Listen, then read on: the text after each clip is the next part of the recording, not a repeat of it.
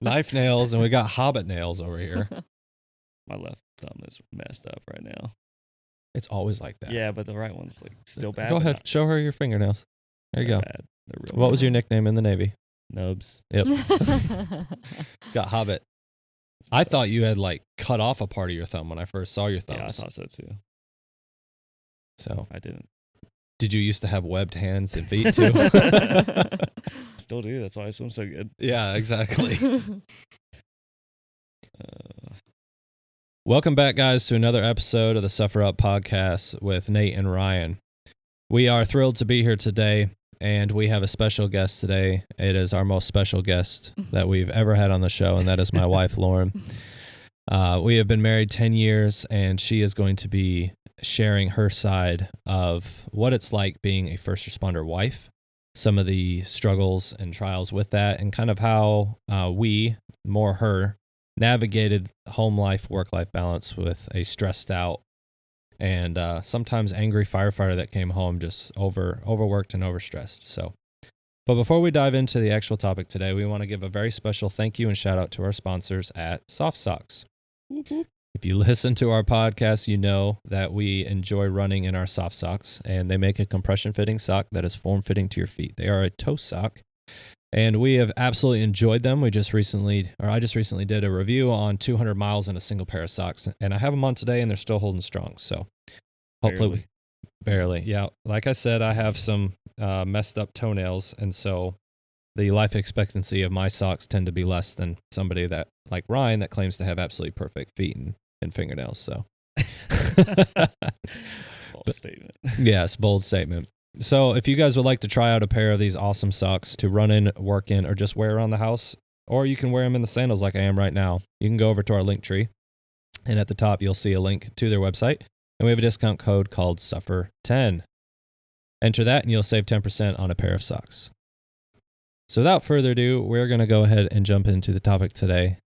Miss Lauren, would you mind introducing yourself and telling our listeners who you are, a little bit of your background, a little bit of your story, and let's just dive into it. Happy to be here. I'm glad you're here.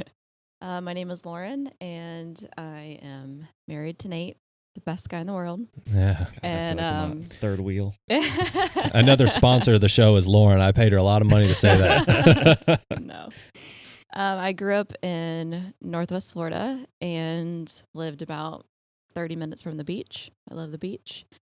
And grew up in a Christian home, went to a Christian school, went to a Christian college where I met Nate, and we were married in 2015, and so it's 10-year anniversary this year. Yeah. And after we got married, we moved to Georgia, and for about 5 years, a little less than 5 years, I worked at an orthodontist office. So I studied medical office administration in college, and then worked at the orthodontist office for a little while. And then after that, about almost 5 years into our marriage, we had our daughter, Lexi. And I became a stay-at-home mom when we had her. And then about 2.5 years later, we had our son. And so I'm a stay-at-home mom. And then about 2 years ago, the Lord called us back to Florida, and since then I have continued to stay home with the kids, and I work part-time for my mom. She's a realtor, so I help her out of the office about once a week or so, and whatever she needs done, I just help her out with that. And I'm also a high school cheerleading coach now, so I consider staying at home is definitely my full-time role right now, and I love it. Well, good. That's awesome. Let's rewind just for a second. Like, I just want to point out, too, how we met was kind of interesting, right? So, originally from Wisconsin, went to Florida and to go to the college that I went to, and I ended up rooming with your brother, which was kind of crazy how that connection ended up happening. So, I met Lauren at the cafeteria. Her brother was kind enough to invite me because he knew that I was an absolute outsider, out of state, didn't know anybody. Rather intimidated to be where I was at, and we met at the cafeteria that day, and then It was love at first sight. it kind of was, yeah, honestly. For Nate. It took a lot of convincing, but we got there. In it for the long haul, got the win. So, but yeah, it was a pretty cool story. He's still trying to convince you. Yeah, some days. You got me. Yeah. It's funny because in high school I dated a guy, and so when I came to college, I got out of that relationship, and I was like, I am not dating anybody. I am not interested in dating. And then, day one, I go to eat lunch with my brother, and he brings his roommate. He's like, hey, I'm going to bring my roommate. I'm like, okay, sure, whatever. And so meet Nate. Wasn't interested at all. My mind was not there. So he's just my brother's roommate. And then we had a couple classes together. And You graded my papers. Yeah. Yeah. She's the only reason I passed some classes. I believe that. English should be my first language, but it's also the subject I struggled in the most. No, but he won me over pretty quick. I wasn't interested at all, but there was something different about him for sure. And yeah. I think it's funny. He A won lot me of over. people's relationships are like that. Like when they weren't looking for love, that's when they found it. Yeah. My wife and I were similar. Yep. We She weren't was looking for not love. looking. I was. Now we're living on love. I think that's like the Still third looking episode for it. now that we've referenced a country song. I should probably tone it down. You're living on love. I'm living on prayer. Yeah, living on a prayer. We got a little Bon Jovi there. Yeah, that's good stuff. So yeah, no, awesome intro. Kind of let our listeners know who you are and stuff like that. So the topic of today is going to be essentially the life of a first responder or firefighter wife. So to kind of like jumpstart the topic or conversation, if you just want to share kind of like, I was pursuing nursing at the time, and then I jumped into the fire service, kind of found it by accident, really. I volunteered in the area, kind of fell in love with it during our engagement years. And, I was kind of on the fence of whether or not I wanted to do that full time. But then I made the decision after we were married, like, I'm going to apply all over the country. And we were essentially going to land anywhere, right? And so then when I got the position in Georgia, it was obviously an exciting time. We're newlyweds, we're getting started. But is there a way that you could maybe articulate a little bit of your perspective on just the job as a whole? Like, what were your thoughts as I was jumping into this career path? Yeah, honestly, I truly didn't know what to expect getting into it. I never imagined that I would be a fire wife. It's not like anything that I aspired to be. But yeah, when you kind of fell into it and fell in love with the job, I was so excited for you because you had found something that you were really passionate about. And to see you so excited about something, I was all in. It didn't really matter to me. But yeah, since you seemed to be led in that direction and called to that, I was therefore called to be a fire wife, even though that wasn't anything that I set out to be. I just happened that way. So God called you to that, and therefore God called me to be a fire wife. So a lot of it was just navigating that. And it wasn't anything that I could prepare for.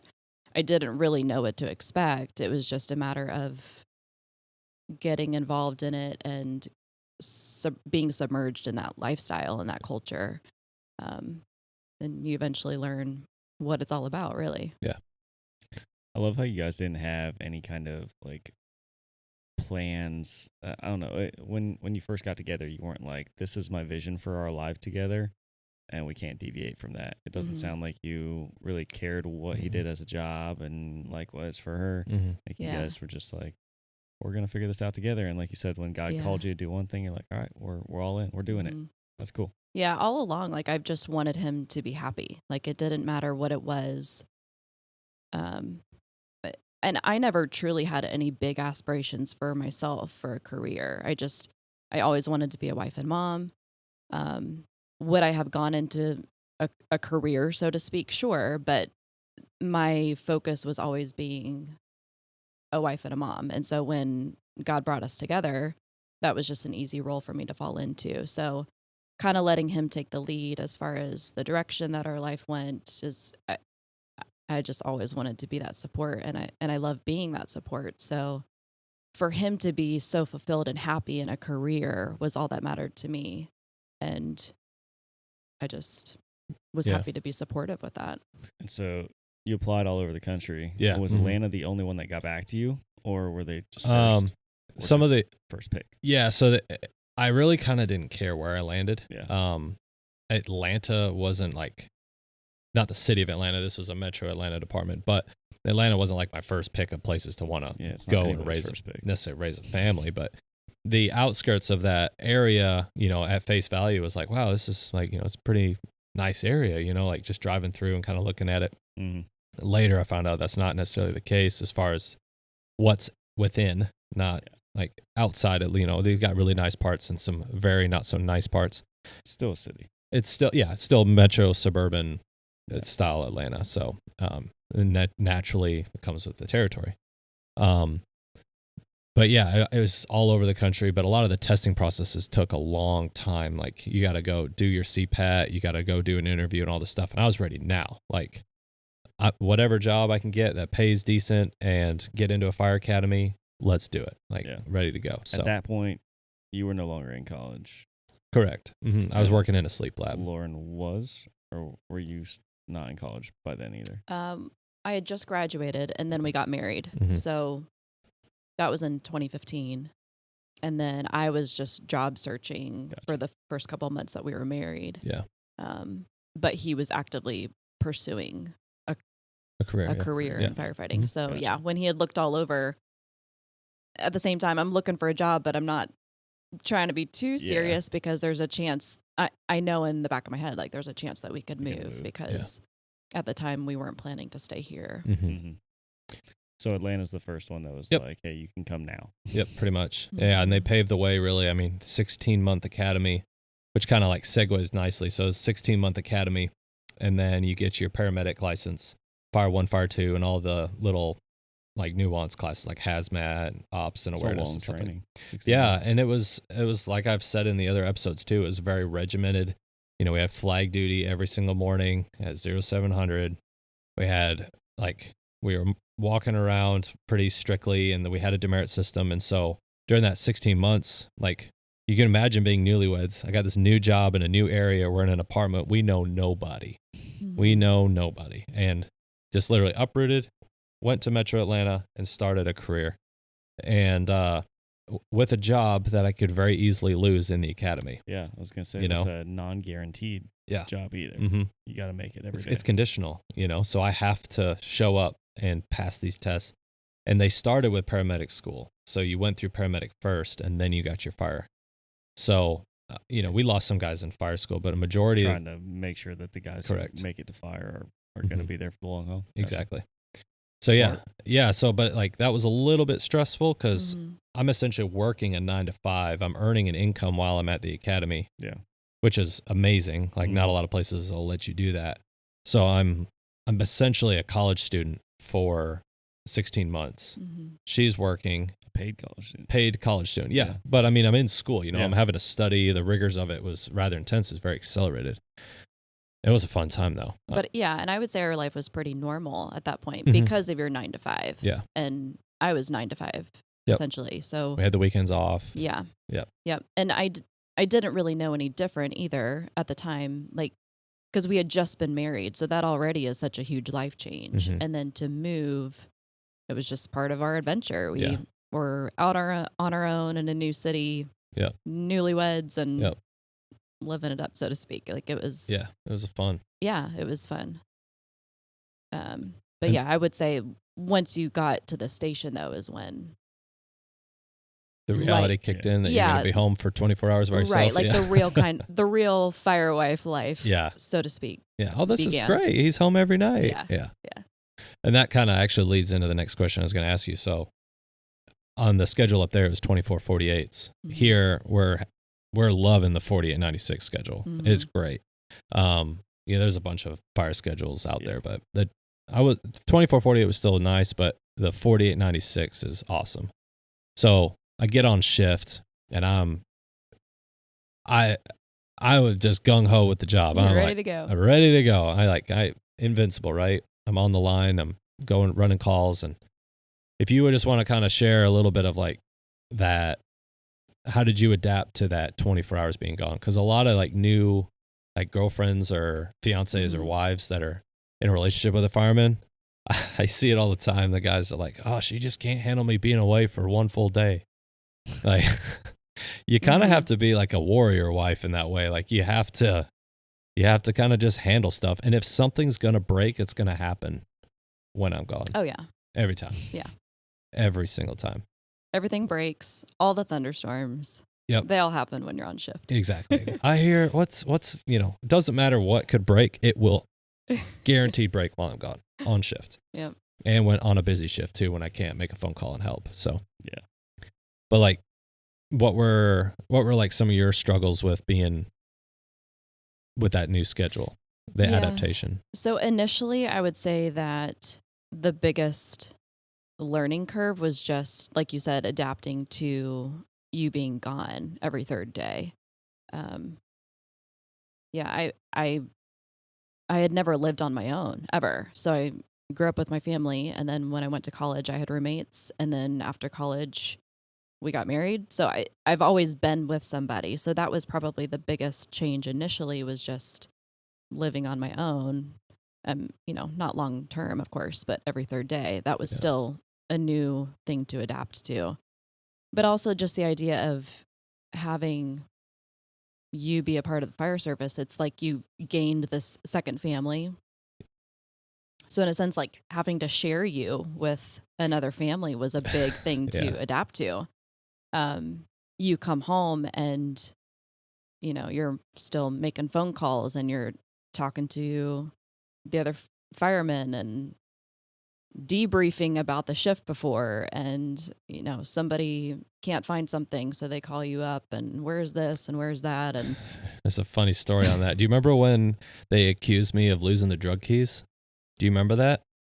Did you say drug keys? Drug keys. So according to the FDA or whatever, all the drugs have to be locked behind 2 sets of locks. Okay. And you have to carry the keys on your person. Gotcha. I was a brand new, like the ambulance, the ambulance, life-saving drugs. Not street illegal drugs. substances. Yeah, no. We're talking like the narcotics and protected substances to save lives, not to wreck lives. So the guys at the station thought it'd be funny. Well, actually, I did lose the keys. Like they fell off my radio lanyard, and but somebody found them. Yeah, so I gave pass down, and I was brand new. I'm trying to get my routine down. And so the guys are like, hey, Nate, where are the keys at? I said, well, check my radio strap. They should be on there. I must have just forgot to hand them over. Well, they're not there. I'm like, oh, I don't know where they're at. Okay, well, we'll look for them. They went on a hunt to find them. The last call I ran was at an apartment complex. They fell off by the gate when I went out to punch the code into the gate of this apartment complex. Thankfully, an honest citizen found the keys and turned them into the office, and they happened to find them at the office. They didn't tell me that. They call me and tell me that Chief's here, FDA got involved, and we need you to come in and do a P test and like all this stuff. And I'm like shaking. I'm like, I'm going to lose my job. Like, this is bad. Do you remember this? No? Okay. No. Well, I remember it. It was but yeah. It's just a traumatic incident for Nate. having to deal, they were just messing with me. It wasn't a big deal, but yeah, I was always, you do kind of adopt, I should say, a second family in that. Yeah. Your big brothers played a prank on you. Yeah. Yeah, they did. And they did a good job. The execution was impeccable. Mm-hmm. But yeah, when he comes home, he's not always fully present at the beginning anyway. And then just occasional phone calls, which is normal with any work life. But the giving him up every third day and then just carrying on and not even hearing from him during the day sometimes, that was a big adjustment too, because we go from talking constantly all the time, and then he's on shift and he's so busy. So learning that, okay, he's good, I'm good, like I'm just carrying on like normal. But yeah, that was probably the biggest change initially. As time went on, though, I think the biggest change overall was just learning how to manage the home and carry on with kids by myself. Yeah. And even now with having 48 hours, that's double the time that I was used to when you were in Georgia. And double the time that he's off. Right. Which kind of makes that harder in some ways because you get more used to having them at home, I'm sure. Yeah, I would definitely prefer it now because I've gotten used to it. But yeah. Now you need that space. It's like, well. When are you going on shift, Nate? I need a break. No. The 4 days off is really nice. So it is. The 2 days doesn't seem as bad. But no. Yeah, it's kind of like you just have to mentally detach. And in some ways, it's kind of easier now because I'm so used to it. We're so used to it. Yeah. And even the kids are used to it, I would say. Yeah. So it's easy to go into that go into that headspace of, okay, I'm in charge. I'm the boss. I'm making all the decisions. Yep. I'm toting the kids around. Like everything's on me because he's gone. And I'm entrusting that you're going to handle those things too. Like, Yep. I'm at work. I've got plenty of stress and stuff going on, and you did a really good job. It was a little bit of a growing thing, I think, for both of us. But you were all seeking validation on a lot of decisions, which is fine. But you ultimately, once you kind of grew into that role, you were like on it, and because we're so used to making decisions together, right? I mean, we still do, but especially when you're very first married, it's tough. Yeah, like it's constantly checking in with you, like. In some ways, I felt like I couldn't make a decision on my own without getting some kind of confirmation, validation, whatever. Yeah. And I really had to grow into owning that role of just, it's just me managing the house and and finding your independence. Right. Yeah. And that's a really good point too, because I think a lot of times and we'll kind of open this topic up a little bit more too, is having a strong woman of the house at home to handle those things. And it's just like, hey, just so you know, I paid this bill and this is taken care of and this is taken care of. And I was able to make these returns, or hey, I got the groceries for this week. All that stuff, like handling it takes a ton of stress off of me. So I'm not having to deal with work stress and home stress in the same place. And I can just focus on my job because it's a very complex and very dynamic job. And so it demands a lot of you emotionally, physically. And so that's like, you did a fantastic job of kind of stepping up into that. And I see hear of a lot of other wives or fiancés and stuff that takes a long time where they never really adapt to that point. And I think a lot of it's just taking sincere ownership of that role and the husband or the boyfriend or fiancé to be able to be okay with giving some of that control up. It's like, hey, you just handle it. We'll talk about it when I get home. And you also said something else too that I thought was really good too, is the communication, although seemed less. I think that we became more efficient communicators because of just time is like the nature of it. Yep. And like we're okay with a 5-minute conversation when we're going to bed, checking in, make sure everything's good, but the thought's there to at least have a conversation before bed, whenever you get a free moment. Yeah. So. And a common phrase in our house now is, can I do anything for you? Yeah. And that's not in any kind of negative light. It's just, if there's something that you need from me, you'll tell me, and vice versa. And it's just an efficient way to get to the bottom of it. Like, how can I help you? Like, what do you need? What can I do to help you? Yeah. And being honest in that way. Yeah.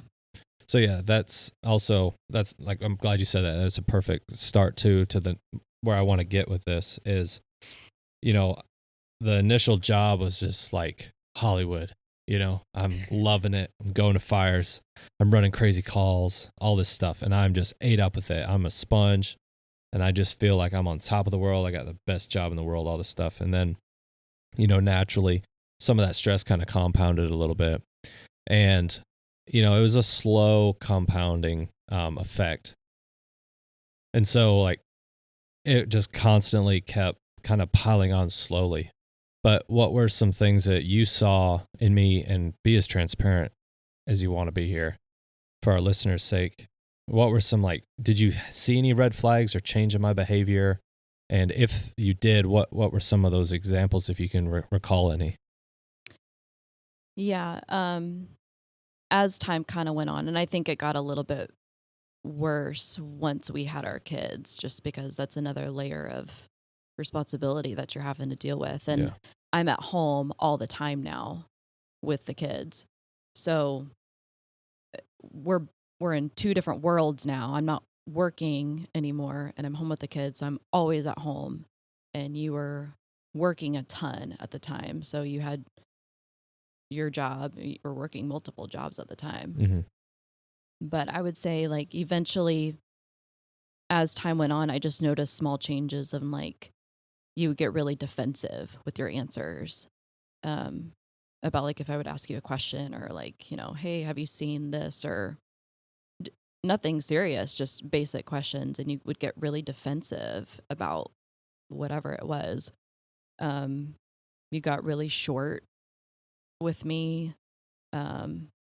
And overall, it would just say you just seem to get more cold. And even in, like, family events or social settings, you just seemed really closed off. And I don't know, it's almost kind of like you just started to shut down in social settings, and you weren't as warm and bubbly and friendly, I guess.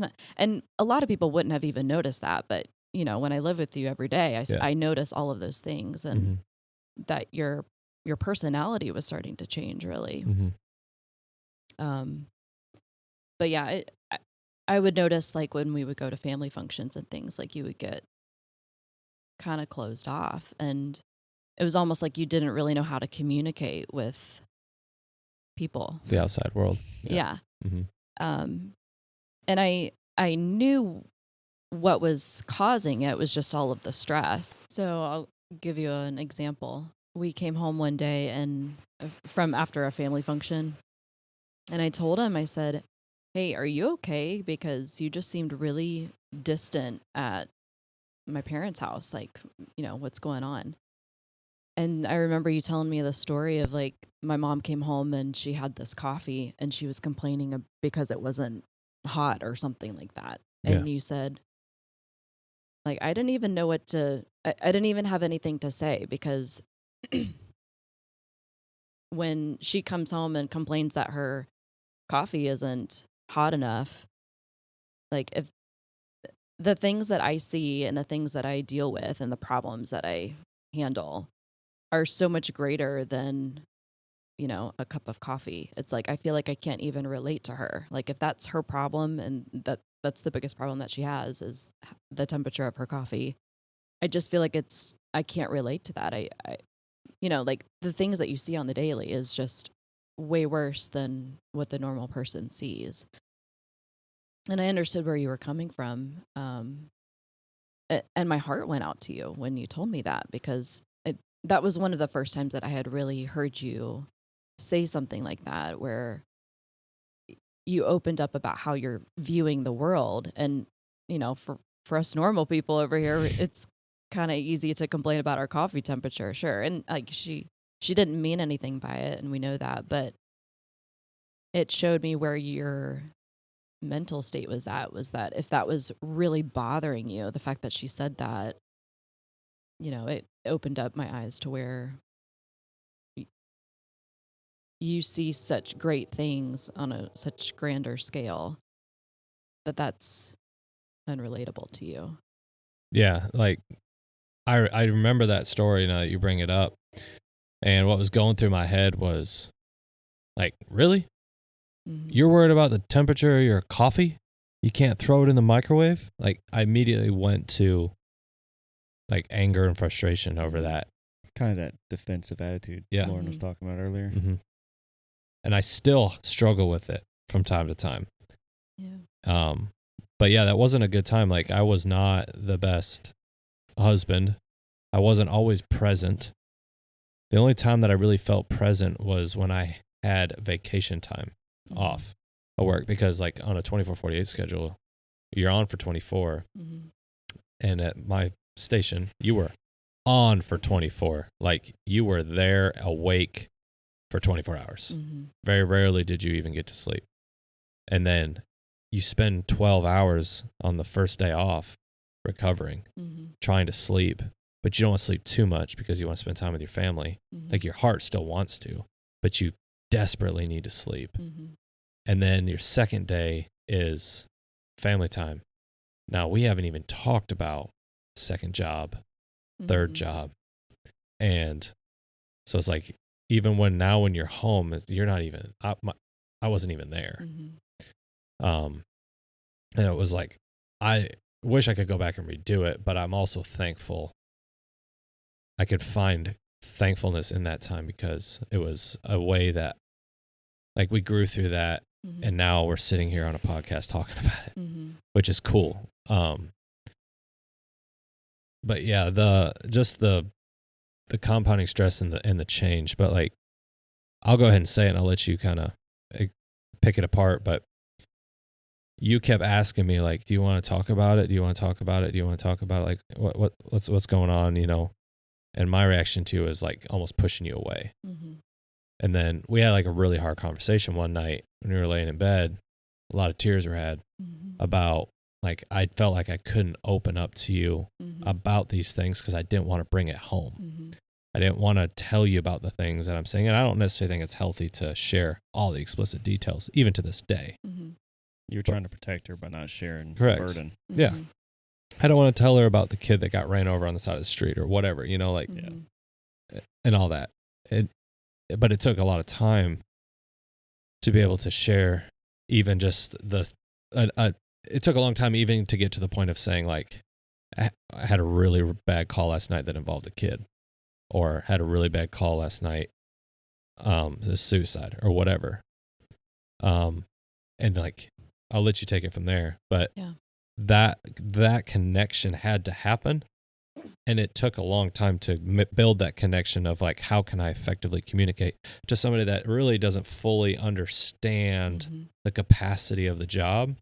Like, you understand it more now, but Mm-hmm. you haven't lived it. So like, Mhm. you understand, but you don't fully, like, grasp all of it even to this day, but you know the triggers and the flags now. Does that make sense? Yeah. And at the time, up until that pivotal conversation that we had,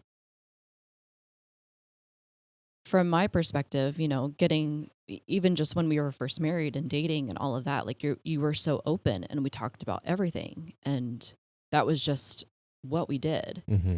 And then as time went on, you know, you started to get more stressed and exhausted, and the communication became less and less naturally, just because you were gone, or you were sleeping, or you were working a second or third job, or we were just pulled in different directions.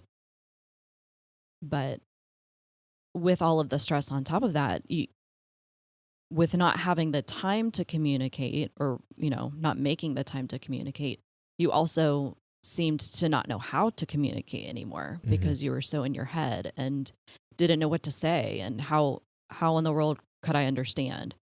And so I started to notice that, like, you know, what's going on? Like, you're just not the same. You don't share things with me anymore like you used to. And when we had that conversation, I remember telling you, like, you know, I may not understand all the details, but I'm here to support you, and I want to do that, but you're not letting me. You're not letting me in. You're not opening up and sharing anything. And I know I may not be able to help in all of the details, and I may not need to know all the details. I don't want to know all the details, but you have to share something. Like, you have to tell me. I don't even care if it's like, I had a really bad day, or I had a really bad call, or I had to tell a family that they lost their child, or something like that. Then I don't need to know the nitty gritty, but that alone helps me to be able to empathize with you and to help you on where you're coming from. Because unless you tell me that, I have no idea. You're just shutting down on me, which then closes me off too. Like, he's not opening up, and I'm trying and I'm trying and I'm trying to get him to talk. But I think once we talked about that, and you just told me, like, I don't want to bring all of this home to you. Like, I'm trying to protect you. That was good for me to hear, because at least I knew it wasn't me, like, you know, doing something I didn't know. Take it on yourself. Is it my fault? What's going on? Because he's not talking to me or telling me anything. And so having that conversation of, just the stress of the job and all of that, like it allowed me to be empathetic and to be compassionate on what you were going through. And I also needed you to tell me openly and honestly, like what you needed. Mm-hmm. And I remember telling you, like, I want to be that support for you. And I'm here to listen. Like, don't be afraid to tell me things, because it also is you not sharing with me is holding back from me being able to bless you too, and to show grace and compassion and kindness. So when you started opening up in that way a little bit more, our relationship grew for sure. Oh yeah. But then after that, I realized how I was able to help you with that more so, even though I can't physically do anything to affect your job. What I can do is manage the home and take care of the home and make sure that, even though he's stressed out at work, at least I can make this a safe space to come home to and a good environment to relax in and be in and to decompress. So that's what I would say even to other wives is, and even to anybody just in general, like the things that these firemen see on the daily is just not normal. Like there's so many layers to the stress that they see. Like you've got firefighters that are seeing things and witnessing things that we don't see on the daily. People dying and all of these terrible things. It's just not normal. And so when they're immersed in that all the time,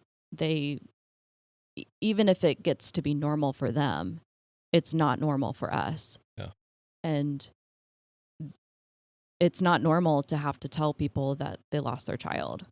Like they're already having the stress of witnessing the accident or whatever, and then having to talk to the family members about loved ones that they've lost. And beyond that, like they come home to the state, or I say home, but they go back to the station and now they're dealing with other firemen that they have to work together with and live together. And they have to make sure that their relationships are okay, because they're literally depending on each other for their lives. Like they have to be able to trust each other to have their backs when they're in a fire or in a situation. Yeah. And on top of that is all of the dynamics that go into, the officers and just all of the behind the scenes work of the politics of the fire service. Yeah, no, I'm going to pause you right there. And it's like a slight side tangent, but I think it's really important. You did a phenomenal job at creating an environment at home that was safe and was warm and welcoming and some really good food. It's really awesome. But just like I come home off shift and I come back home to my house and I have a safe space that I can decompress and do those things, the environment that I was in, and I know this isn't going to be popular, when we get back from the call, the guys are great. The people within those four walls were great. But what can happen in a lot of fire departments and a lot of organizations is what I'm just going to go ahead and call corporate stress. And you need to create an environment for your personnel that do the job. They're your minions. You need to take care of them. You don't need to add more stress to what they're doing. You need to create an environment that is mission focused so that they can go out and they can do their job to the best of their abilities and be the do-gooders and do the job. And then when they come back, you need to take all that off their plate. And that starts from the infrastructure of building a department. We don't need to be doing all this extra stuff and creating and getting written up for petty little things. When your administration doesn't feel like it has your back on anything, that's also really, really hard to accept. And it makes the mission that much harder. Mm-hmm. And I know people that are listening to this know I'm not bashing that, because it could be way worse, but we all know that there was issues there to some degree of creating extra stress for the line guys. We could have obviously had it way worse. And there was obviously people in place that really did a good job at trying to create that environment. But when you put people in charge of certain things and they can't do their job to run their ship, what are you doing? Like, there's no span of control there whatsoever. I entrusted you to handle the home, and you did a phenomenal job at it. But what I did not do a good job at doing was equipping you with how you can help me as Nate. Not necessarily like you did a great job with the home, and it was like the piece I was missing was the dad and husband that wasn't really present, and he was broken. Same thing happens when you step into a firehouse. That firehouse should be warm and welcoming for those guys to be able to come back, decompress, and then they don't have to worry about going to the lieutenant's office because they got written up for breaking a $20 charger. Like, really? Yeah. An organization, like, you're going to get written up for a charger. I think a lot of places at that level of service get caught up in the stress. Like Lauren was listing off all the reasons, like you're seeing bad things and stuff like that. But there's just an innate stress with putting yourself in a life-threatening situation voluntarily.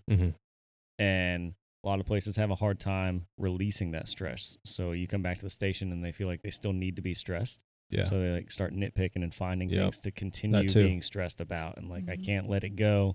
I'm just going to keep this tightness about me at all times, and just the littlest things like a charger or whatever would set somebody off.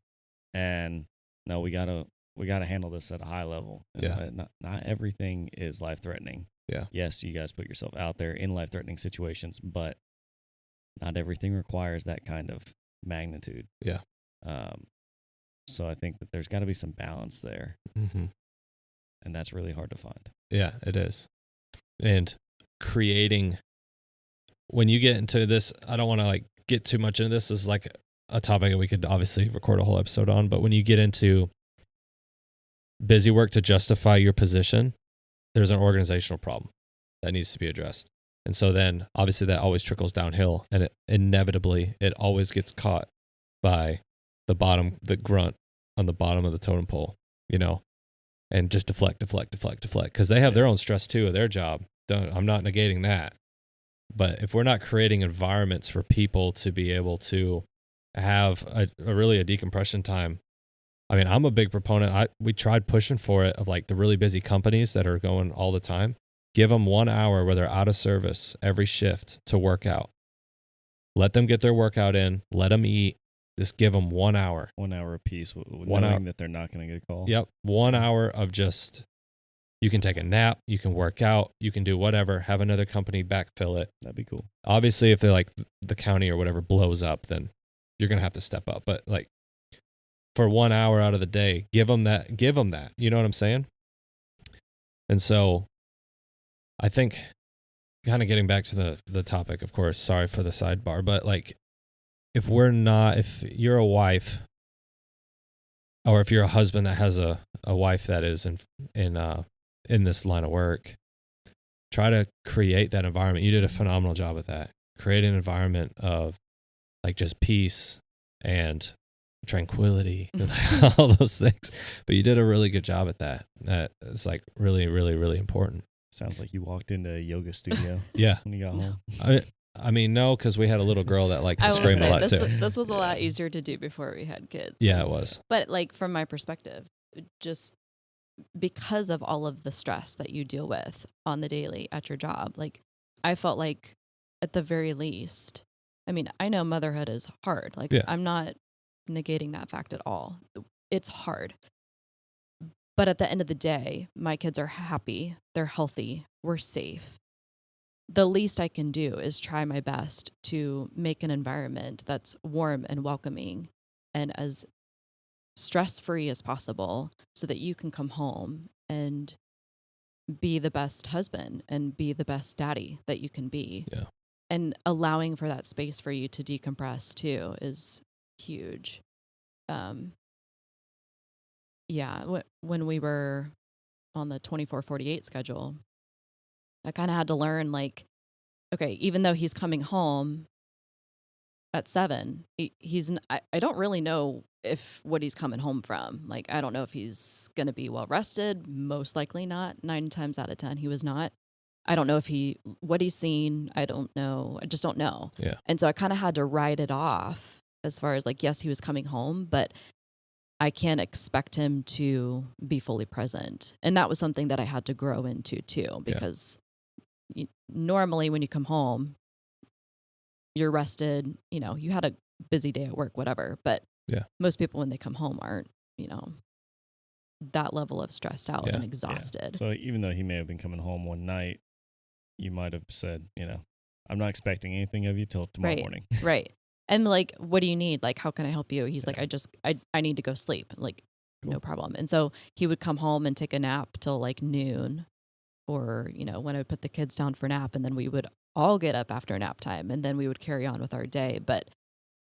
And then other times that wasn't feasible and he would push through, but it wasn't fun. Like, he was exhausted. So in some sense, I just wrote it off, because even if he was home, he wasn't able to be fully present. And so that was just kind of part of the job too, is learning to accept that, okay, he needs that space. If he's going to be able to be present and be his best, he's got to be able to decompress, and he's got to be able to recover from all of that, because there's no downtime when you're home or when you're at the station. It's true. And I mean, at that time, I wasn't really taking care of myself either. Like, I was gaining weight, not in the kind of shape that I am now. And so, like, that was a really tough time. And I alluded to it before, but I came home one day and I looked at you and basically said, I don't know, something's got to give. Mm-hmm. You remember? Mm-hmm. You remember that? Yeah. So when I came to you, and you can go back and listen to my story to tell a little bit more of what was going on in my head and my brain, and some of those, like, honestly, a state of depression, and felt alone, solitude, some really horrible, wicked thoughts flooding my brain all the time, wanting to just kind of give up on a lot of that stuff. But you can go back and listen to that. But as far as right now and Lauren's story and how that kind of comes together, when I came home and looked at you and was like, something's got to give. I can't keep doing this. What was your perspective on that? And what was like your initial, was it like a sigh of relief? Like, oh, wow, he finally broke? Or was it like, I don't know, because I know what that felt like for me, and I'll share that. But yeah, no, it wasn't that. It was just, I didn't know what your threshold was, or when you were going to call it quits, kind of a thing. I knew you weren't happy, and I knew you weren't, that life and that joy was not there anymore. And it wasn't up to me to call that. But when you came home and said, I'm done, like, I can't keep doing this, I was fully supportive of that. I said, okay, we'll do whatever we need to do. And at the time, we didn't know what that looked like, whether that was, staying in the fire service, or you had even contemplated leaving altogether, or moving somewhere, or staying, or we didn't know what that looked like. We just knew that something had to change. So after a lot of prayer, I mean, we just, one thing led to another, and God ended up leading us here to Florida again. Yeah. But like I said at the beginning, my ultimate goal was just for your happiness. Like, I didn't care what that was. I didn't care if you left. I didn't care if you stayed. I just wanted you to be happy and to be back to that old self that I knew that you were. Yeah. And so I was fully supportive of whatever that looked like. And it didn't matter to me if we moved or what. Yeah. Yeah. For me, it was like, I didn't want to, I knew I needed to change something, but I had a hard time wrapping my head around leaving the fire service, because that was like who I was. I love the job. Even when I was in my darkest point, I still said, I love the job. Like, it's the best job in the world. But I was miserable. So like, it's like this weird thing you feel indoctrinated of, like, this is the only thing I can do now. I'm a fireman, and that's it. Don't have a college degree. That's it. I'm stuck. And so a lot of guys will sit there and float through their career, and they're like, this is it. Like, I know I'm miserable, but this is all I can do, because they're almost indoctrinated into the system. Like, there's stability there. There's everything there. And so they feel like that's all they can do. And so I actually thought about leaving the fire service as a whole. Same reason a lot of guys stay in the military even though they want to get out. Yeah. They feel stuck. Yeah, you're almost brainwashed into being like indoctrinated into like this is the only way of life. And I became victim of that. And there was some evil thoughts that flooded my brain during that time of like, how do I get out of this? And still, how do I get out of this? Like I feel stuck. It's like I remember running to calls in the middle of the night, super fatigued on the back half of an overtime 48. And I remember riding in the rig and I'm like, anytime those tones, that encoder goes off, I feel trapped. Like I can't avoid this call. Like I'm literally stuck for 24 hours for however many calls or whatever. And it was almost like this sense of anxiety, especially when you're on that ambulance. It's like, I'm stuck. Like I can't get out of this. It's like being in a bad dream you can't wake up from. And then no matter what the call demands of you, you have to perform. And at first it's fine, but if you don't have the decompression time, then you come back to the station and then like there's no break there. Mm-hmm. There's nothing. And so with all of that, I thought about just leaving the service as a whole and just continuing with my landscape business, which is crazy to think about. Would I have been happy doing that? Hindsight, no. Like the organization that I come to here, they do those, they take the weight off the guys, and admin handles what they need to handle, and there's way less stress with all that, and it's like the environment's completely different. Am I still doing the same job? Yes, but it's changed. So from your perspective though, like that's me talking, mm-hmm. Like from your perspective, we made the decision that we're going to change departments. Mm-hmm. When did you see that change happen, and what did that look like for you? Was it like a breath of fresh air, like, okay, he's finally good? Or what did that transition look like for you? Yeah, and I think it's been a journey, but when we moved, I just remember you feeling so free. Like you literally felt free. Like you had just broken out and just this fresh new perspective on life.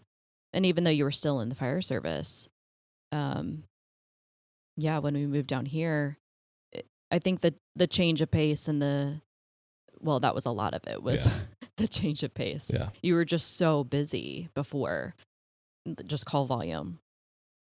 And then to move down here and you could sit down for a second in between calls. Yeah. And I think the biggest thing was just the fact that you were sleeping at night. Yeah, the sleep. Even if you don't sleep at the station, 4 days in a row of sleep is way more than you ever had. Yeah. Before.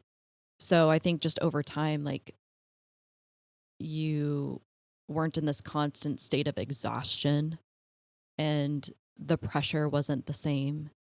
And you just kind of came back to life. Yeah. And that's kind of when you started on your whole health journey too. Yeah. And started taking care of yourself. It was, I wouldn't say it was instant, but you would come home and you would say, man, I love this. Man, I love this. This is so great. Like just this refreshed perspective and life, again. When he sold the business, the landscaping business in Georgia, did that take off a lot of the burden, or that wasn't enough? No, for sure. Yeah, it did. I have the text saved on my phone. Do you really? Where he sent me this text in all caps. He's like, I'm free, baby. And it was just like this big burden that was lifted. I mean, he had so many burdens. Yeah. Like it was just so much. And that was a big reason of why we moved, was just the work-life balance was so off. Yeah. So when you did move, though, you moved with the intent of working down here as a firefighter. Yes. Like you got the job and moved here for that. Yep. Gotcha. It happened quick. Like I had to transfer my standards to Florida, and that was a process. Yeah. The Florida State Fire College is very difficult to transfer into. It is. That took, I don't know, probably 8 months to a year from the time I started.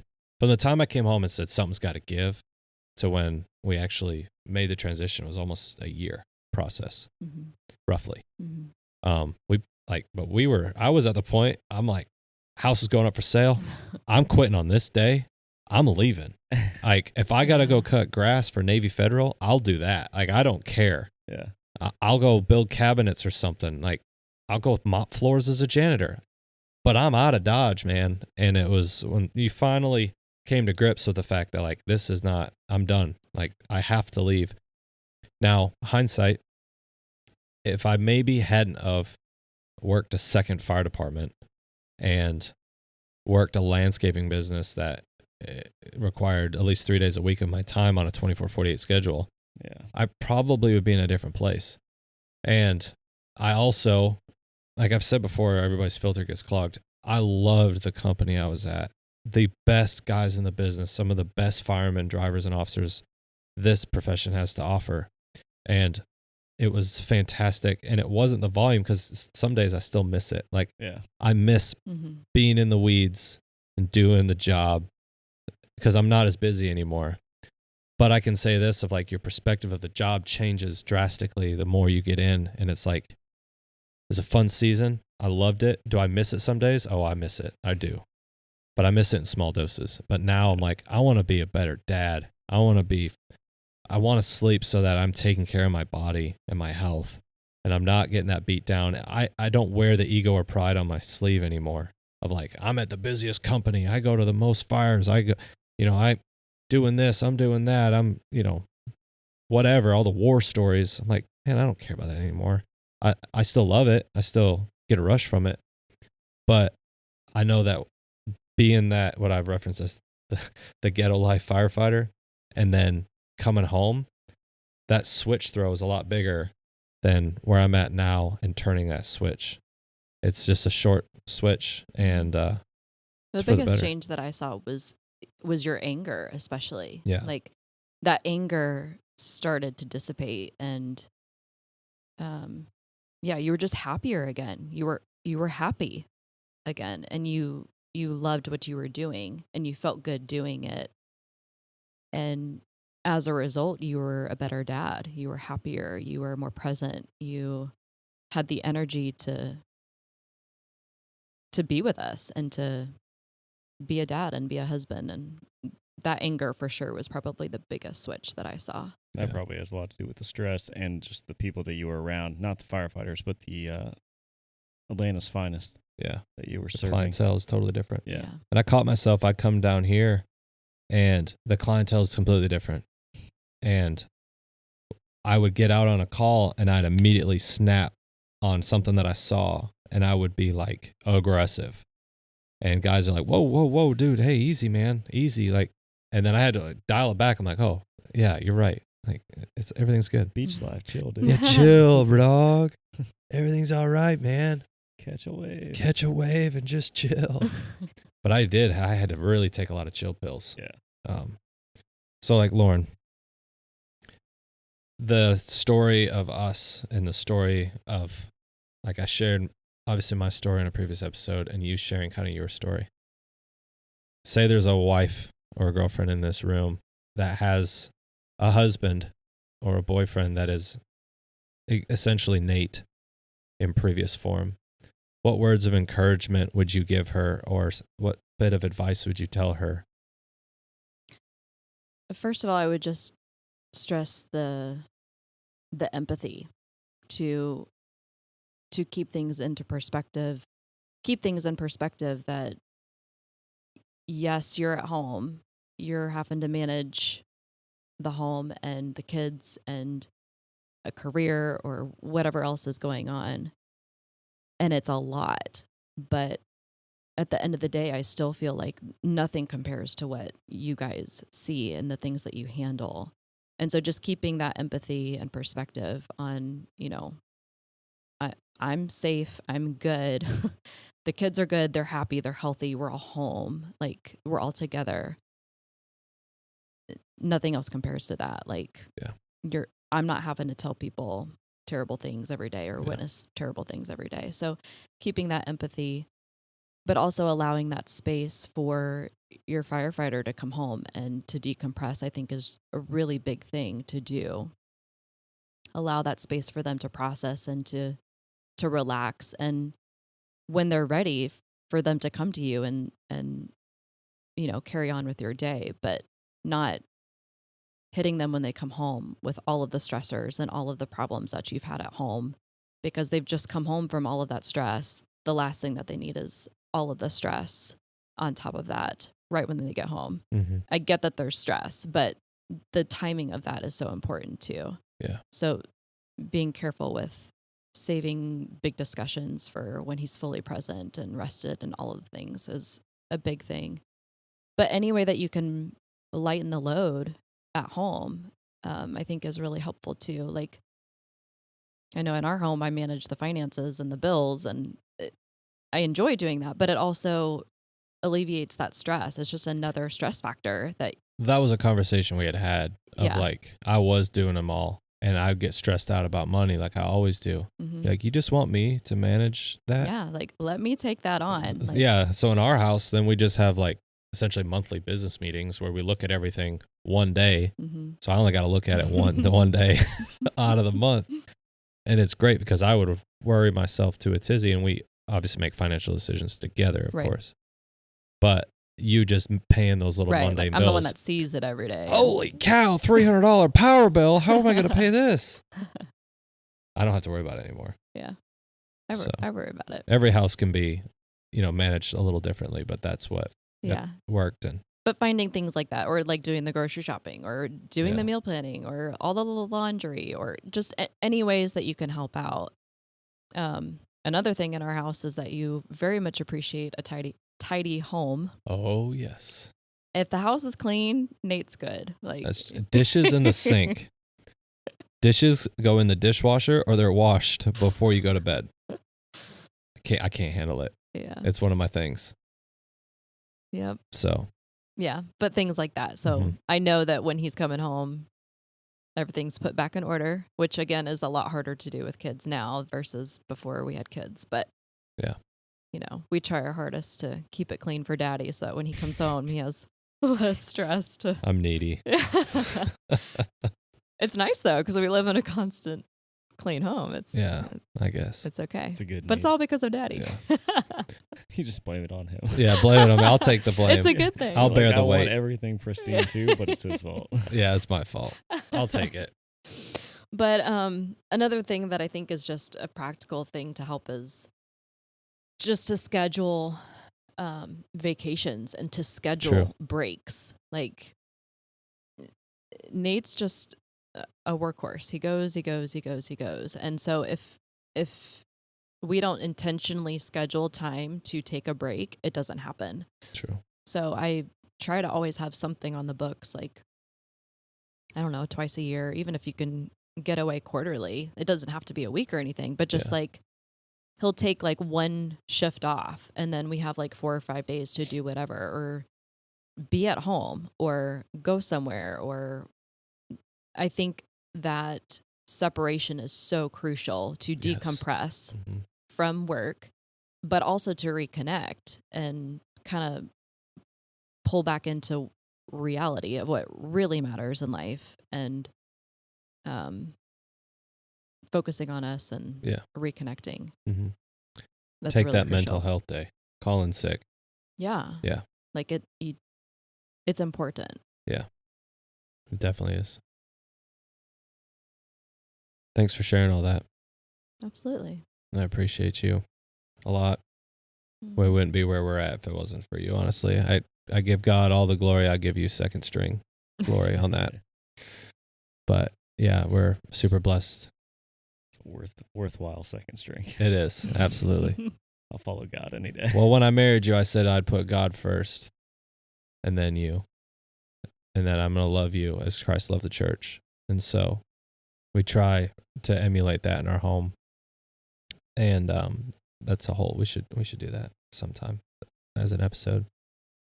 But if you're listening to this, husbands as well, if you're listening to this and you have a wife, start with a conversation. That was something that I failed at. You have to have a conversation first. And you have to open up to your wives. You don't have to share all the nitty-gritty details, but you do need to tell her that you're struggling. You have to tell her that.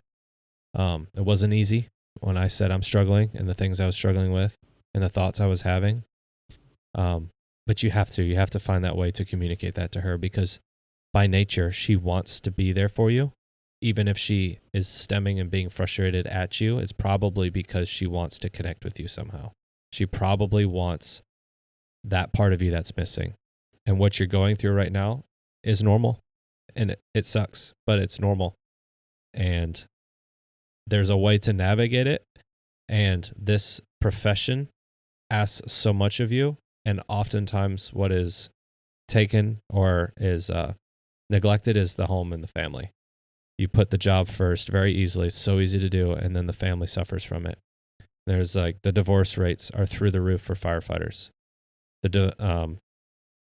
Kids without a dad is like through the roof in our country. And a lot of it has to do with the jobs of what the dad, and the communication between the husband, man and wife is just not there.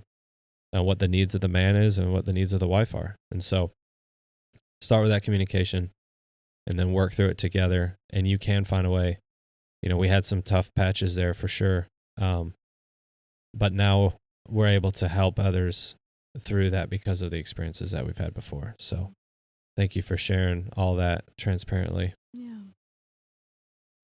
I would also add that it's not all about the money, Yes. because at one point you were working 3 jobs, Mm-hmm. I was making good money.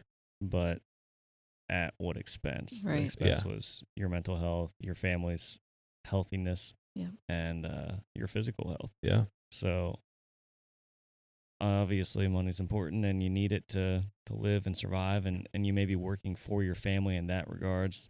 Like, I want to provide for my family. I want to be able to afford the Disney World vacation. But, if you can't go on a single vacation this year, but you can be present with your family every time you're home, Yep. Mm-hmm. that's way more valuable. And it shifted, man. I mean, we took a big pay cut to make the move, and that was hard. Mm-hmm. Looking at the numbers on paper, like, I don't know how this is going to work. And I said to Lauren, I don't really care. Yeah. For the first time in my life, I'm like, I don't care.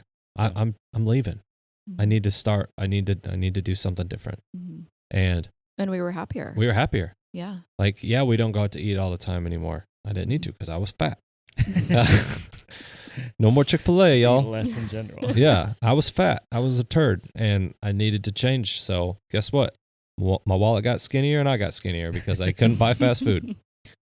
And I was home to make meals, and the dinner table means more now. And I'm not sleeping through dinner. Like, no, I'll eat later. I just need to sleep. Like, I took the pay cut. Almost like $40,000 pay cut to be happy. And I wouldn't change a thing, Mm-hmm. Yeah, it's worth it. It's worth it. So You asked me all the time in that first year, would you go back? Would you go back? And I was no, like, you're happier. Yeah. I'm happier. yeah, Yeah. I wouldn't trade it for anything. me neither. There's aspects I miss, but at the end of the day, Sure. my family's better. My kids are happier. They know who daddy is now, and life is good. To all the glory to God, though. Mm. Thank you again, guys, for tuning in to another episode of the Suffer Up podcast. Thank you, Lauren, my bride, getting on here with us and sharing her perspective. Tune in again every Monday for an episode with Suffer Up. We hope you enjoyed today. Please click on the link of our bio for more information through our social media platforms. Thanks so much, guys. We love you. Suffer up.